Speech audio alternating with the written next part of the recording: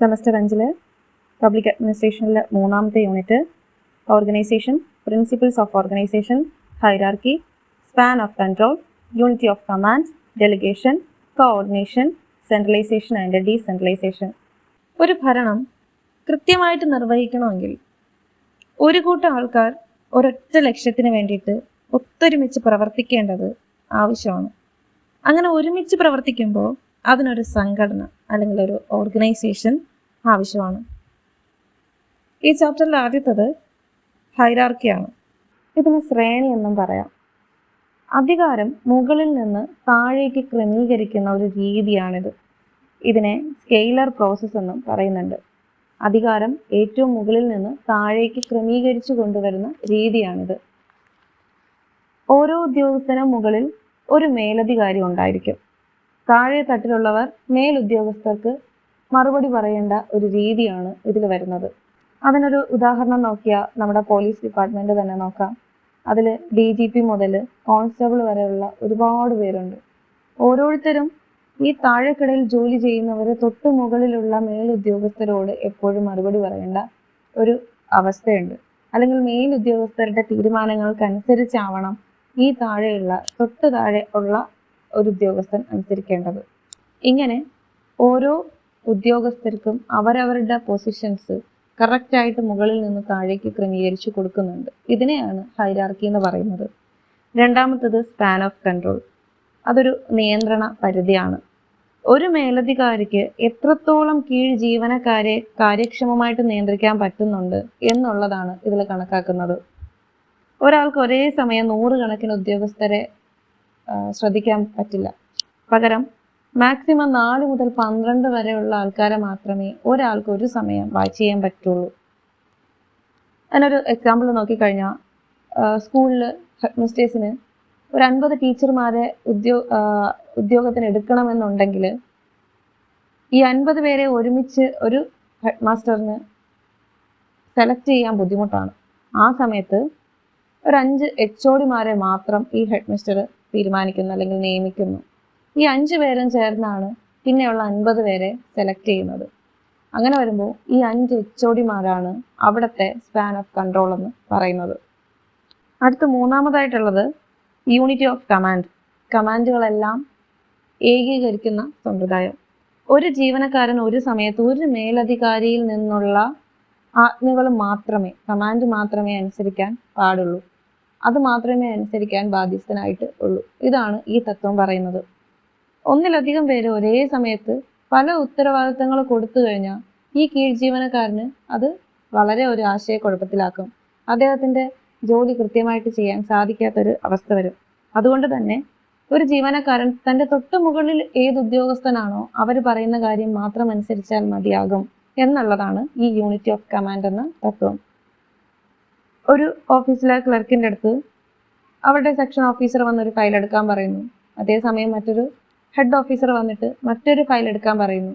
ഇതിൽ ഏതാണ് കൃത്യസമയത്ത് എടുക്കേണ്ടത് എന്നുള്ളത് അറിയേണ്ട ആശയക്കുഴപ്പത്തിലായി പോവും. ആ ഡ്യൂട്ടി അവിടെ നേരെ ചെയ്യാൻ പറ്റില്ല. ആ സമയത്ത് ഈ ക്ലർക്കിന്റെ തൊട്ട് മുകളിൽ ഏതാണോ സ്റ്റാഫുള്ളത്, ഏതാണോ ഉദ്യോഗസ്ഥനുള്ളത്, അവർ പറയുന്ന കാര്യം ആ ഫയൽ മാത്രം എടുക്കേണ്ട ഉത്തരവാദിത്വമേ ആ ക്ലർക്കിന് ഉണ്ടായിരിക്കും. ഇതാണ് ഇതിനൊരു എക്സാമ്പിൾ എന്ന് പറയാൻ കഴിയുന്നത്. അടുത്തത് ഡെലിഗേഷൻ ആണ്. അധികാരത്തെ കൈമാറ്റം ചെയ്യുന്നു. ഒരു മുകളിൽ ഉള്ള ഉദ്യോഗസ്ഥൻ, ഏറ്റവും ഹൈ പൊസിഷനിലിരിക്കുന്ന ഒരു ഉദ്യോഗസ്ഥൻ തൻ്റെ അധികാരത്തെ തൊട്ട് താഴെ ഉള്ളവർക്ക് ഡിവൈഡ് ചെയ്ത് കൊടുക്കുന്നു. ഇതിനെയാണ് ഡെലിഗേഷൻ എന്ന് പറയുന്നത്. എല്ലാ കാര്യവും ഒറ്റയ്ക്ക് ചെയ്തു തീർക്കാൻ പറ്റാതെ വരുമ്പോൾ പ്രധാനപ്പെട്ടവയെ ഒഴികെ അവയെ മാറ്റി നിർത്തി മറ്റ് ചെറിയ കാര്യങ്ങളെ തൊട്ട് താഴെയുള്ള ഉദ്യോഗസ്ഥർക്ക് അവർ കൈമാറ്റം ചെയ്യുന്നുണ്ട്. ഇപ്പോൾ ഒരു കമ്പനി എക്സാമ്പിളായിട്ട് എടുത്തു കഴിഞ്ഞാൽ അവിടുത്തെ CEO എല്ലാ കാര്യങ്ങളും എല്ലാ കണക്കുകളും നോക്കാൻ നിൽക്കാണ്ട് ലക്ഷങ്ങളുടെ അല്ലെങ്കിൽ അവിടെ എന്താണോ വലുതായിട്ട് വരുന്നത് ആ വലിയ ഒരു നിശ്ചിത തുക വെച്ചിട്ട് ആ തുകയിൽ കൂടുതലുള്ള കണക്കുകളൊക്കെ അദ്ദേഹം വാച്ച് ചെയ്യുകയും മറ്റുള്ളവയെല്ലാം ശ്രദ്ധിക്കാൻ വേണ്ടി മാനേജറിനെ ഏർപ്പാടാക്കുകയും ചെയ്യുന്നു. ഡ്യൂട്ടി CEOയുടേതാണെങ്കിലും അതിനെ ആ അധികാരത്തെ ഷെയർ ചെയ്ത് മാനേജറിന് കൂടെ കൊടുക്കുന്നു. ഒരു പരിധി വരെയുള്ള തുകകൾ മാത്രം, അതിലപ്പുറമുള്ളത് മാത്രം CEO വാച്ച് ചെയ്യുന്ന ഒരവസ്ഥ. ഇങ്ങനെ അധികാരത്തെ ഡിവൈഡ് ചെയ്ത് കൊടുക്കുന്നതിനെയാണ് ഡെലിഗേഷൻ എന്ന് പറയുന്നത്. അടുത്തത് കോർഡിനേഷൻ ആണ്. നമ്മളെപ്പോഴും പറയുന്നത് പോലെ വിവിധ ഭാഗങ്ങളിൽ ജോലി ചെയ്യുന്നവർ ഒരൊറ്റ ലക്ഷ്യത്തിന് വേണ്ടി ഒന്നിച്ച് ചേർക്കുന്നതാണ് കോർഡിനേഷൻ. ഒരു സംഘടനയിൽ തന്നെ പല ടീംസ് ഉണ്ടാവും. സെയിൽസിലുണ്ടാവും, അക്കൗണ്ടൻ്റ് ആയിട്ടുണ്ടാവും, പ്രൊഡക്ഷനിലുണ്ടാവും. അവരെല്ലാം കൂടെ ചേർന്ന ഒരൊറ്റ ലക്ഷ്യത്തിന് വേണ്ടി പ്രവർത്തിച്ചാൽ മാത്രമേ ആ സംഘടന വിജയിക്കുള്ളൂ. അതിനെയാണ് കോർഡിനേഷൻ എന്ന് പറയുന്നത്. ജസ്റ്റ് ഒരു എക്സാമ്പിളായിട്ട് നോക്കിയാൽ നമ്മുടെ ഇപ്പോഴത്തെ ക്രിക്കറ്റിൽ അതിനകത്ത് ബാറ്റ്സ്മാൻ ഉണ്ട്, ഫീൽഡർ ഉണ്ട്, ബൗളർ ഉണ്ട്, അങ്ങനെ പല ആൾക്കാരുണ്ട്. പക്ഷേ ഇവരെല്ലാവരും അവരുടെ ഡ്യൂട്ടീസ് കൃത്യമായിട്ട് ചെയ്യുന്നുണ്ട്. എങ്കിലും അവർ തമ്മിലൊരു അണ്ടർസ്റ്റാൻഡിങ്, അവർ തമ്മിലൊരു കോർഡിനേഷൻ ഇല്ലെങ്കിൽ ആ കളി പരാജയത്തിലേക്ക് പോകും. അങ്ങനെ തമ്മിലുള്ള ആ ഒരു അണ്ടർസ്റ്റാൻഡിങ്, ആ ഒരു ഒത്തുചേരലിനെയാണ് കോർഡിനേഷൻ എന്ന് പറയുന്നത്. എങ്കിൽ മാത്രമേ ഏതൊരു സംഘടനയും വിജയിക്കുകയുള്ളൂ. ഇതിനെ വീണ്ടും രണ്ടായിട്ട് തിരിക്കുന്നുണ്ട്, എക്സ്റ്റേണൽ കോർഡിനേഷൻ എന്നും ഇന്റേണൽ കോർഡിനേഷൻ എന്നും. ഇതിൽ എക്സ്റ്റേണൽ എന്ന് പറയുന്നത് പുറത്തെ കാര്യങ്ങളും ഇന്റേണൽ എന്ന് പറയുമ്പോൾ അകത്തെ സംഘടനയുടെ കാര്യങ്ങളുമാണ്.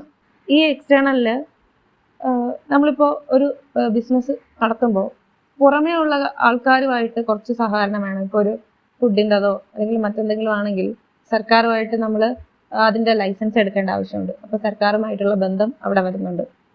ഇനി കറണ്ടുമായി ബന്ധപ്പെട്ടുള്ള എന്തെങ്കിലും കാര്യങ്ങളാണ്, ഇപ്പോൾ ഐസ്ക്രീമോ കേക്കോ അങ്ങനെ എന്തെങ്കിലുമൊക്കെയാണ് നമ്മൾ ഉണ്ടാക്കുന്നതെങ്കിൽ കറണ്ടിൻ്റെ ആവശ്യം നമുക്ക് അത്യാവശ്യമുള്ളൊരു ഘടകമാണ്. സോ ആ സമയത്ത് KSEBയുമായിട്ടൊരു നല്ലൊരു കണക്ഷൻ ഈ സംഘടനയ്ക്ക് ഉണ്ടായിരിക്കണം. ഇങ്ങനെ ഉള്ള പുറത്തെ ആൾക്കാരുമായിട്ട്, ഈ സംഘടനയുടെ പുറത്തുള്ള ആൾക്കാരുമായിട്ട് എന്തെങ്കിലും ബാങ്ക് വായ്പ വേണമെങ്കിൽ ബാങ്കുകാരുമായിട്ടൊരു അണ്ടർസ്റ്റാൻഡിങ് ഉണ്ടായിരിക്കണം. ഇങ്ങനെ പുറത്തുള്ളവരുമായിട്ടുള്ള ബന്ധത്തെ എക്സ്റ്റേണൽ കോർഡിനേഷൻ എന്ന് പറയുന്നു. ഇന്റേണൽ ആണെങ്കിൽ ഈ സംഘടനയ്ക്ക് അകത്തുള്ളവർ, നമ്മൾ നേരത്തെ പറഞ്ഞ പോലെ അവിടുത്തെ സ്റ്റാഫും അവിടുത്തെ കാര്യങ്ങൾ പ്രൊഡ്യൂസ് ചെയ്യുന്നവരും അത് വിൽക്കുന്നവരും ഒക്കെ ആയിട്ടുള്ള സെയിൽസ് ആയാലും പ്രൊഡ്യൂസേഴ്സ് ആയാലും എല്ലാ ഡിപ്പാർട്ട്മെൻറ്റും തമ്മിലുള്ള അവരുടെ ഒരു അണ്ടർസ്റ്റാൻഡിങ്, അവരുടെ ഒരു കോർഡിനേഷനാണ് ഇന്റേണലിൽ വരുന്നത്. ഒരു ഓർഡർ എടുത്തു കഴിഞ്ഞാൽ ആ ഓർഡർ എടുക്കുന്നവരും അതിൽ പങ്കാളികളാണ്, ആ ഓർഡർ ചെയ്തു കൊടുക്കുന്നവർ പങ്കാളികളാണ്, ആ ചെയ്യുന്നതിനെ തിരിച്ച് ഡെലിവറി ചെയ്യുന്നവർ പങ്കാളികളാണ്. ഇവരെല്ലാം തമ്മിലുള്ള ഒരു അണ്ടർസ്റ്റാൻഡിങ്ങിനെയാണ് ആ ഒരു ഇന്റേണൽ കോർഡിനേഷനിൽ വരുന്നത്. ഇനി അടുത്തൊരെണ്ണം സെൻട്രലൈസേഷൻ ആൻഡ് ഡീസെൻട്രലൈസേഷൻ. ഇതും നമ്മൾ നേരത്തെ പറഞ്ഞതൊക്കെ ആയിട്ട് ബന്ധമുള്ളതാണ്. സെൻട്രലൈസേഷൻ എന്ന് പറഞ്ഞാൽ അധികാരം മുഴുവനായിട്ട് ഒരാളിൻ്റെ കയ്യിൽ അല്ലെങ്കിൽ ഒരു ചെറിയ ഗ്രൂപ്പിൻ്റെ കയ്യിൽ ആയിരിക്കും. അവരായിരിക്കും അത് കൺട്രോൾ ചെയ്യുന്നത്.